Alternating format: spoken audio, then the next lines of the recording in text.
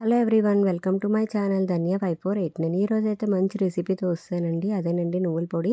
నువ్వులు తినడం వల్ల చాలా మంచిది హెల్త్కి. ఈరోజైతే అది చూపించబోతున్నాను. ఒక ప్యాన్ పెట్టుకొని ఎండుమిర్చి వేసి బాగా వేయించుకోవాలండి. సిమ్లో పెట్టి దోరగా వేయించుకోవాలి ఎండుమిర్చిని అనేది. అవి బాగా రెడ్గా వచ్చాక వేరే కప్లోకి ట్రాన్స్ఫర్ చేసేయాలండి. అలాగే నువ్వులు తినడం వల్ల చాలా మంచిదండి. కాల్షియం, ఐరన్ అవి ఉంటాయి. రోజు మనం తినే ఆహారంలో నువ్వులు కంపల్సరీగా ఉండాలండి. అదే విధంగా ఒక బెల్లంతో కానీ లేకపోతే కర్రీస్లో కానీ ఇలా డిఫరెంట్గా నువ్వులతో చేసి పిల్లలకు పెట్టండి. ఇప్పుడు నువ్వులు వేయించుకున్నప్పుడు మాత్రం హైలో పెట్టి వేయించుకోకూడదండి. సిమ్లో పెట్టి ఇలాగ దోరగా వేయించుకోవాలి. సిమ్లో పెట్టి మాత్రమే వేయించుకోవాలండి. నువ్వులు మాడిపోయే ఛాన్స్ ఉంటుంది.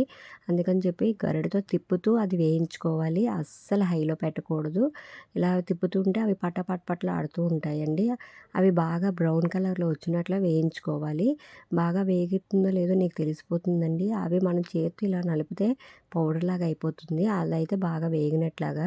ఇంకా ఒక ప్లేట్లోకి ఇవి తీసుకొని బాగా పూర్తిగా చల్లారాలండి. చల్లారకుండా మిక్సీ అనేది అస్సలు పట్టకూడదు. ఎందుకంటే అది ముద్దయ్యే ఛాన్స్ ఉంటుంది. అది పూర్తిగా ప్లేట్లో వేసుకొని బాగా చల్లార్చాక మిక్సీ గిన్నెలో అయితే వేసుకోవాలండి. ఇలా నేను చేసినట్లే మీరు చేసి చూస్తే అది బాగా ఏగినట్లాగండి నువ్వులు. ఒక మిక్సీ గిన్నెలో నువ్వులు ఇంకా ఏగిన ఎండుమిర్చి ఇంకా సాల్ట్ వేసుకొని మిక్సీ పట్టుకోవాలి. మిక్సీ కూడా జాగ్రత్తగా పట్టుకోవాలండి. ఒకేసారి హై స్పీడ్ పెట్టేసి మిక్సీ ఆడకూడదు.